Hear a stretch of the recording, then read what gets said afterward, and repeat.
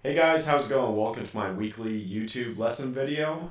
For those of you that are new and haven't subscribed, please do. The button is in the bottom right hand corner. I appreciate it. And today's lesson video, we're going to go over a groove that you can use as a rhythm track for your slide playing.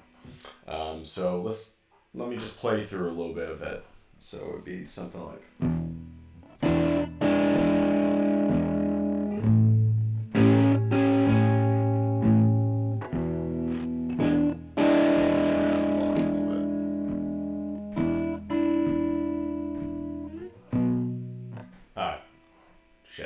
Let me try that again. So it's just gonna be 12 bar.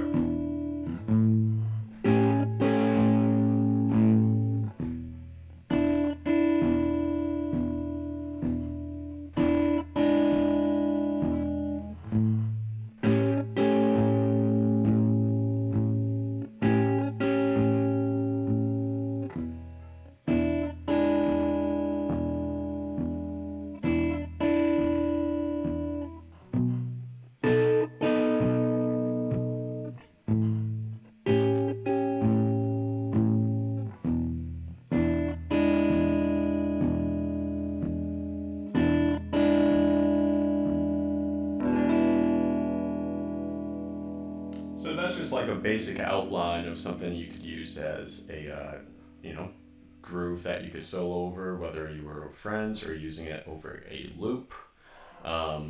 Very useful to know. So let's just talk about some things that you can go over. And I've gone over this groove with some of my other students before, and it's been proven to be pretty useful. I'm just going to kind of give you a quicker version of how I would go over it with students. If you're interested in lessons, please...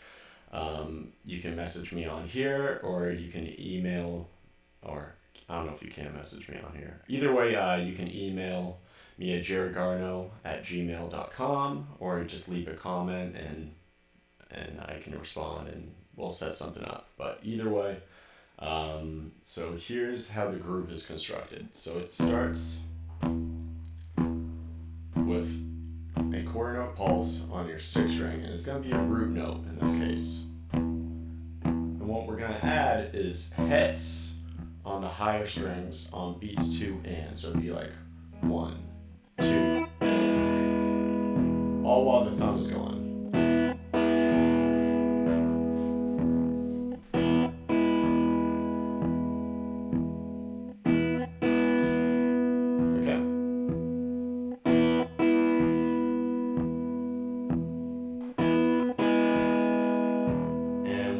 To make the chord just sound a little spicier is add the flat 7 there. So for the intervals we have so far, we have the root, flat 7 D, and then E. So we're in the key of E, by the way. I'm open E tuning. So generally, unless I specify otherwise, I'm always going to be in open E tuning for these videos. It is my primary tuning, and it's what I play the majority of my stuff on, so I revolve my lessons around that. So yeah, I'm playing an E7 chord essentially. So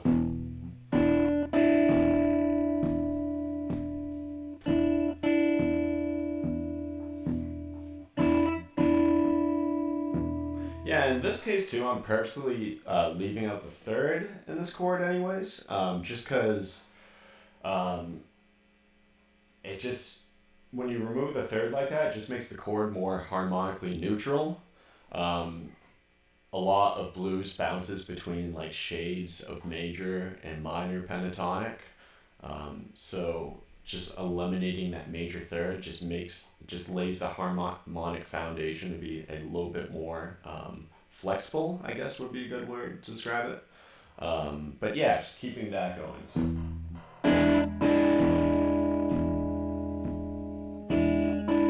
I'm going to go to the, for the 4 chord, I'm going to go to the 5th bar.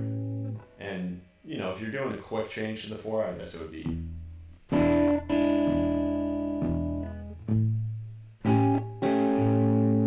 And what I'm doing there is I'm actually changing the strings I'm plucking on the higher ones to 2 and 3. And that's just to keep, basically for voice leading purposes. So.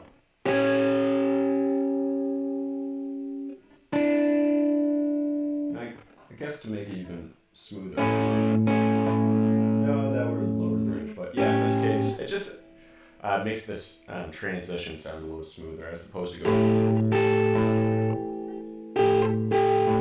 Which, nothing wrong with hitting that high A or anything, but I think it just sounds a little bit smoother and just kind of sits in the rhythm section a little better when you do it that way. So just going.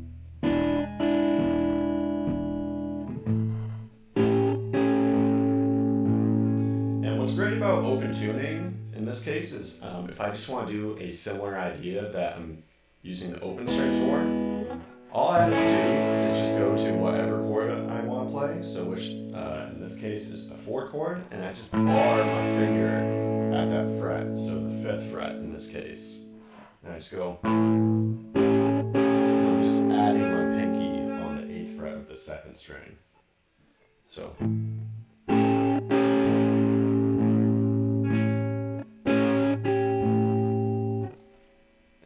I do the same idea with the 5 chord. So I do the same thing, just a B7 shape. Then I go down here. And then, just playing the 12 bar form. And the 12 bar form as most basic is going to be 4 measures of your 1 chord, 2 measures of your 4, 2 measures of your 1. 1 measure of your 5, 1 measure of your 4, and then 2 measures of your 1 at the end before it goes around. So that would sound like this.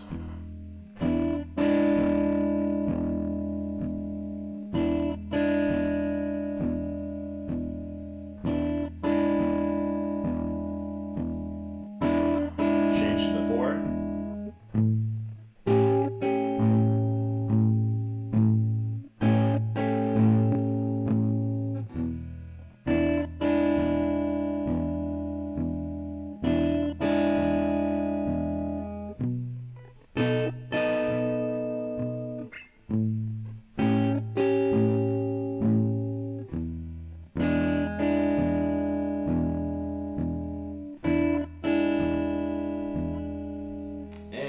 Just some quick things you can change just to make the form a little bit more interesting, or just to vary it a little bit. I don't know if interesting would be a better word, just because I believe there's definitely a purpose in all different forms, whether simple or complex. But if you're just looking to change it up,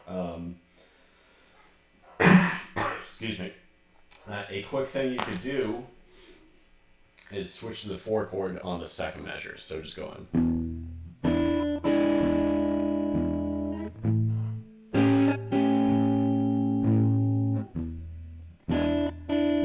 So that's something very easily you could do.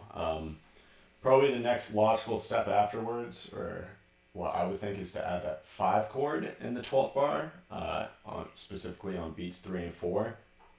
So just going, I'll just start from the turnaround, so just going.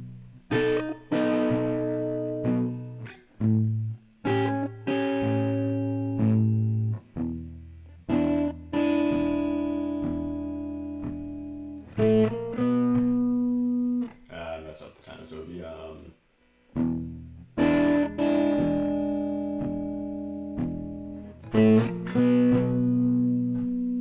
so something like that. Let me play that more in context. So that'd be like, let's see.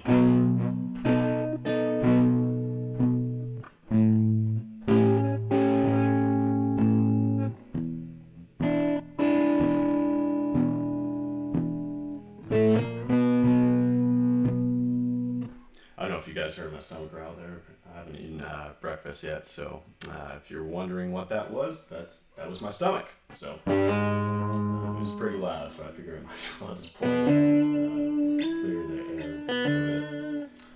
But anyways, yeah, that's the form. So that's pretty much the lesson right there.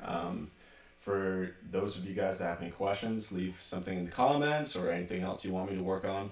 I'm still working on my Yunk Funk transcription. I just figured I just wasn't I didn't think I was quite ready this week to show what else I was working on. I just kind of want to make sure I have a solid understanding of everything so I can explain properly to you guys what's going on, or what I think is going on anyway. So anyways, that's the lesson. I'll see you guys next week. Thank you for tuning in.